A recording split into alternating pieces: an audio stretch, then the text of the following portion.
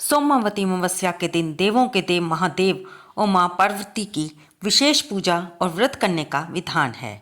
इसके साथ ही पितरों का तर्पण भी किया जाता है। तो दोस्तों, स्वागत है आपका अपने ही YouTube चैनल कलयुग के चमत्कार संतों की वाणी में। आज की वीडियो हम लेके आए हैं सोमवती अमावस्या की सारी जानकारी के बारे में।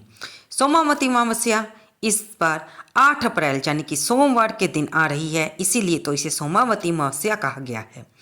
अप्रैल की अमावस्या 8 अप्रैल सोमवार को है। चैत्र माह में पड़ने वाली अमावस्या महत्वपूर्ण मानी जाती है और अगर ये सोमवार या शनिवार पड़े तो इसका महत्व और भी कई गुना बढ़ जाता है।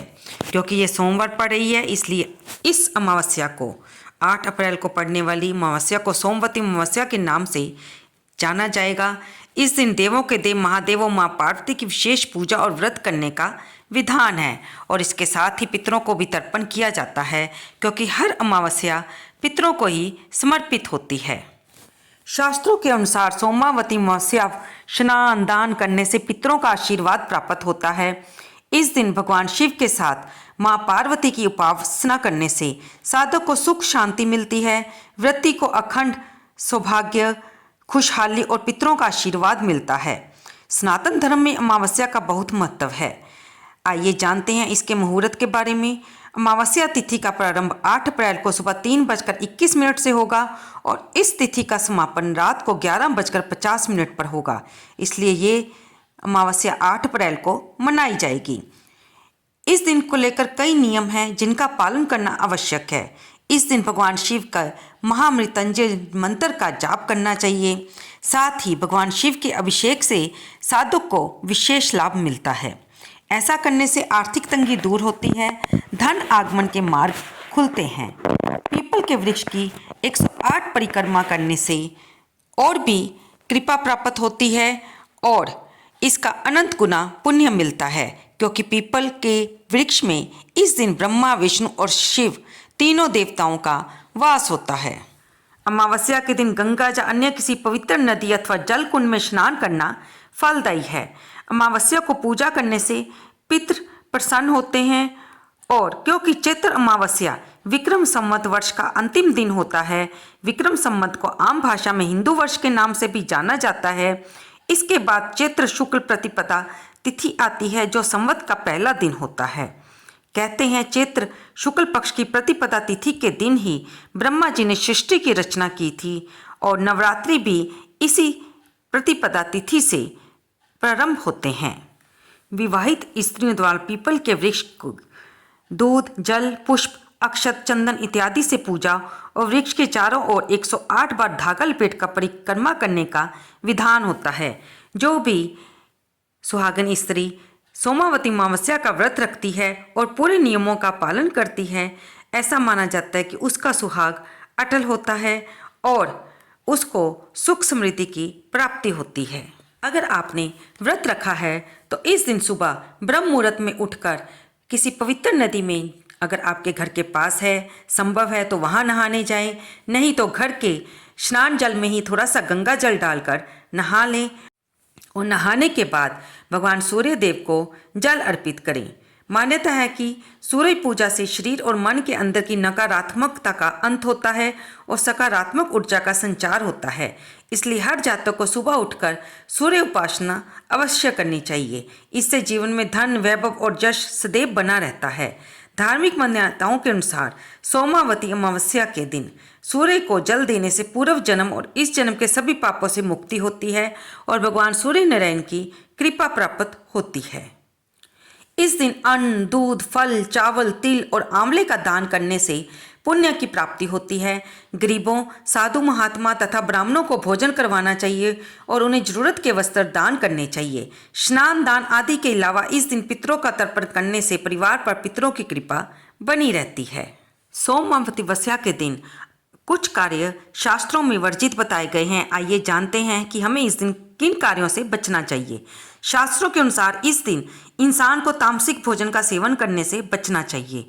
इस तिथि पर मांस मदिरा लहसुन प्याज का सेवन नहीं करना चाहिए और घर में किसी तरह का वाद विवाद ना हो और किसी इंसान के प्रति मन में गलत विचार ना लाएं। इस दिन किसी के साथ क्लेश ना करें और मनुष्य को यानी कि गृहस्थ व्यक्ति को इस दिन ब्रह्मचर्य का पालन करना चाहिए। इस दिन शुभ और मांगलिक कार्य जैसे शादी सगाई ना करें। इस दिन पेड़ पौधों और पशु पक्षी को भी अनादर नहीं करना चाहिए। कि इस दिन जीव हिंसा से भी बचना चाहिए, यानी किसी भी बेजुबान जानवर को दुख ना दें, उस पर क्रोध ना करें, उसे मारे नहीं। इस दिन जीव हिंसा से भी बचना चाहिए, यानी किसी भी बेजुबान जानवर को दुख ना दें, उस पर क्रोध ना करें, उसे मारे नहीं। इस दिन गौशाला में जाकर गाय को हरा चारा अवश्य खिलाएं। इससे भी हमारे कितने ही जाने अनजाने किए गए अपराध नष्ट हो जाते हैं। दोस्तों, इसके साथ ही हम आपको ये भी बता दें कि इस दिन यानी कि सोमावती अमावस्या को साल का पहला सूर्य ग्रहण लग रहा है। ये एक पूर्ण सूरज ग्रहण है जो करीब 54 साल बाद लग रहा है। इससे पहले ऐसा सूर्य ग्रहण 1971 में दिखाई दिया था और इस दिन दान स्नान का विशेष महत्व होता है। अब लोग चिंतित है कि सूर्य ग्रहण के चलते क्या सोमावती अमावस्या पर दान और स्नान कैसे करेंगे। तो हम जानते हैं कि ये सूर्य ग्रहण 8 अप्रैल को कितने बजे लगेगा और ये भारत में मान्य होगा या नहीं। सूर्य ग्रहण व सोमावती अमावस्या के संयोग से कौन से उपाय आपको लाभ देख सकते हैं, हम इसके बारे में भी जानेंगे। भारतीय समय अनुसार साल का पहला सूर्य ग्रहण 8 अप्रैल को रात 9:12 से शुरू होगा और सूर्य ग्रहण का समापन रात 2:22 पर होगा। इस सूर्य ग्रहण की अवधि 5 घंटे 10 मिनट होगी और सूतक काल में पूजा पाठ की मनाही होती है। सूर्य ग्रहण लगने से पहले 12 घंटे पहले सूतक काल लग जाता है, लेकिन सूतक काल तभी मान्य होता है जब सूर्य ग्रहण भारत में दृश्यमान हो। चूँकि साल का पहला सूर्य ग्रहण भारत में नहीं दिखाई देगा, इसलिए इसका सूतक काल में लागू नहीं होगा। इस बार सूर्य ग्रहण के चलते सोमावती अमावस्या पर स्नान को लेकर लोग कंफ्यूज हैं, तो इसलिए तो हम आपको ये बता दें कि क्योंकि भारत में ये सूर्य ग्रहण मान्य नहीं होगा, तो आप बेझिझक स्नान दान कर सकते हैं। इसमें किसी भी तरह की मनाही नहीं है, आप बेझिझक आस्था की डुबकी ले सकेंगे।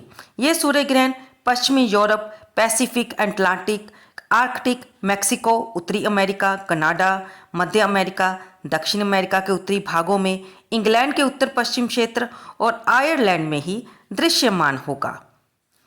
अब हम जानेंगे कि इस दिन खास कौन से उपाय आप कर सकते हो। पितरों के आशीर्वाद और राहु की शांति के लिए आप चावल, दूध, चीनी की खीर बनाएं और मिट्टी के बर्तन में खीर दक्षिण दिशा की ओर रखकर ओम पितृभ्य नमः मंत्र का जाप करें। फिर दक्षिण की ओर मुंह करके प्रार्थना करें। खीर को फिर किसी निर्धन व्यक्ति को दान कर दें।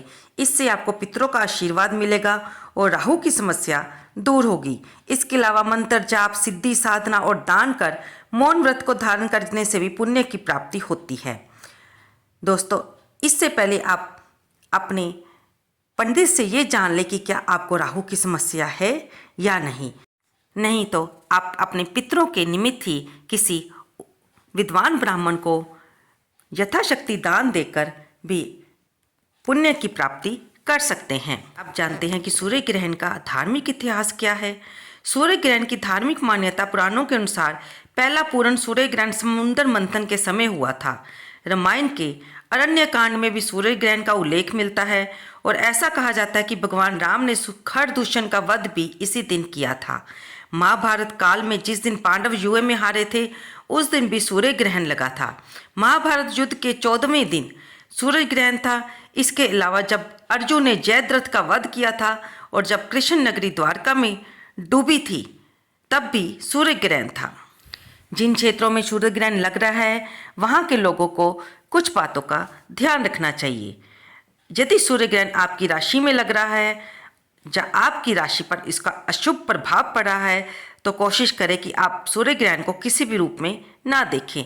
गर्भवती महिलाओं, बुजुर्गों, बच्चों और पीड़ित लोगों को सूर्य ग्रहण में विशेष सावधानी बरतनी चाहिए। सूर्य ग्रहण के समय सूर्य देव, भगवान शिव या किसी भी अन्य देवी देवता की पूजा अर्चना करें, लेकिन इस समय मूर्ति को स्पर्श करने से बचें। आप मन में ईश्वर का नाम ले सकते हैं, मंत्रों का उच्चारण कर सकते हैं। अब हम जानेंगे कि जिन लोगों ने व्रत रखा है वे कौन सी कथा इस दिन पढ़ें, यानी कि सोमवती अमावस्या के व्रत की कथा। सोमवती अमावस्या व्रत कथा के अनुसार एक नगर में गरीब ब्राह्मण परिवार रहता था। उसके साथ उसकी पत्नी और उसकी एक पुत्री भी रहती थी। समय बीतता गया, पुत्री धीरे धीरे बड़ी होने लगी। उसकी पुत्री सुंदर, संस्कारवान एवं गुणवान थी, परंतु गरीब होने के कारण उसका विवाह नहीं हो पा रहा था। एक दिन ब्राह्मण के घर एक साधु पधारे।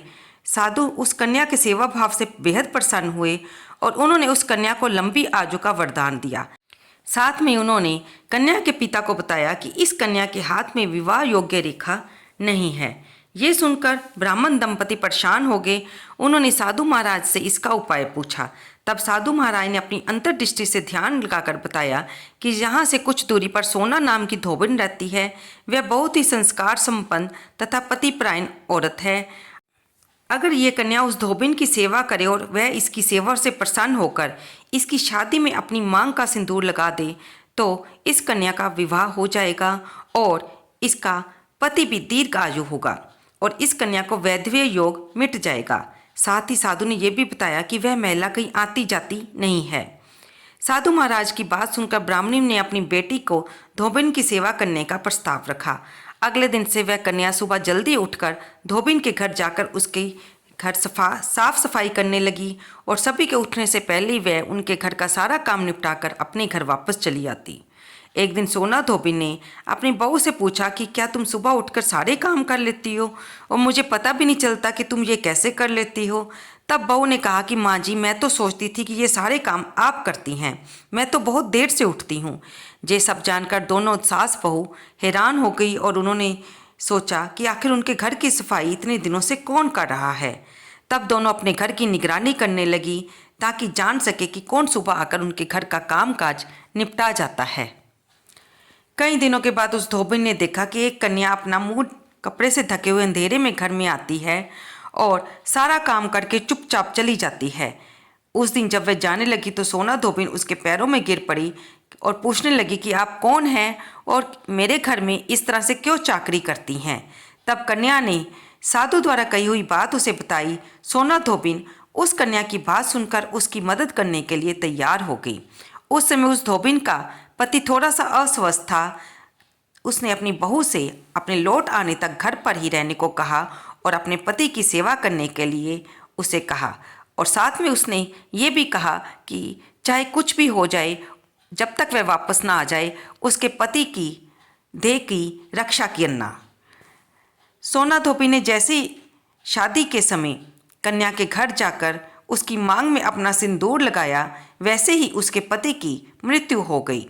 सोना धोबिन उस कन्या के जहाँ जाने के लिए जब अपने घर से निराचल चली, क्योंकि उस दिन सोमावती अमावस्या थी, इसलिए वह व्रत रखकर उनके घर से निकली और कन्या की माता ने उसे श्रृंगार का सामान दिया और जो उसने अपने साथ ही रख लिया कि रास्ते में कहीं पीपल का पेड़ मिलेगा तो वह उसे भवरी देकर उसकी परिक्रमा करके ही जल ग्रहण करेगी। सोमावती अमावस्या के दिन वह व्रत रखती थी, ये उसका नियम था। रास्ते में जब वह घर से कन्या की माँ के द्वारा दिया हुआ सामान लेकर निकली तो उसने रास्ते में जब उसने पीपल के वृक्ष को देखा तो उसने वहाँ पर रुककर पीपल के वृक्ष की 108 बार भंवरी दी और फिर जो भी सामान उसको कन्या के घर से मिला था वह उसने पीपल के पेड़ को अर्पित कर दिया।